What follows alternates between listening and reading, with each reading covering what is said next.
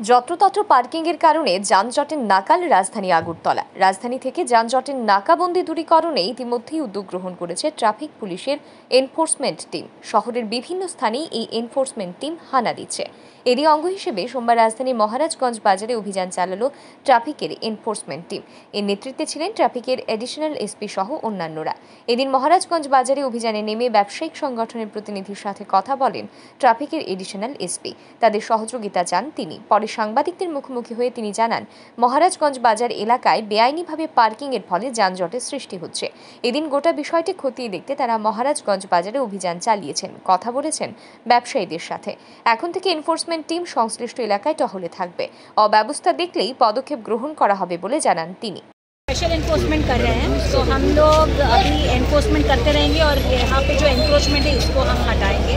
जो भी रोड को ऑब्स्ट्रक्ट कर रहा है, कंजेशन कर रहा है, जैम कर रहा है, उसको हम लोग सॉल्व करने के लिए कोशिश कर रहे हैं। फिर भी अगर ना नहीं हुआ तो फाइन वगैरह ऐसा कुछ होगा? हाँ, हम लोग अगर ये लोग बात मानते नहीं हैं तो हम लोग को लीगल एक्शन लेना पड़ेगा। मैडम आप आज आए हैं, आज ठीक हो जाएगा, लेकिन 2 दिन बाद ऐसे ही सेम हो जाएगा। एनफोर्समेंट करते रहेंगे, हम लोग आते रहेंगे कंटिन्यूसली, तो ये रिजॉल्व कर लेंगे। और हम लोग सोच रहे हैं कि इनसे पहले एक बार बात कर ले एसोसिएशन वालों से और ये व्हीकल ओनर से, फिर अगर वो नहीं मानते हैं तो फिर हम लोग को कुछ स्टेप्स लेना। अच्छा मैडम, यहाँ पे जो ट्रैफिक कांस्टेबल रहता है, উল্লেখ্য, ইদানিং রাজধানীতে যানজট একটা সমস্যা হয়ে দাঁড়িয়েছে। এতে নাকাল হচ্ছেন পথচারীরা। মানুষজন কাজের উদ্দেশ্যে বাড়ি থেকে বেরিয়েও সঠিক সময়ে যানজটের কারণে সঠিক স্থানে পৌঁছতে পারছেন না।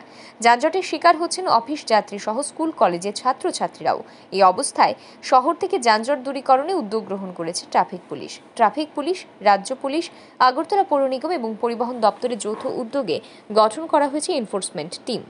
ব্যুরো রিপোর্ট, আর ই নিউজ।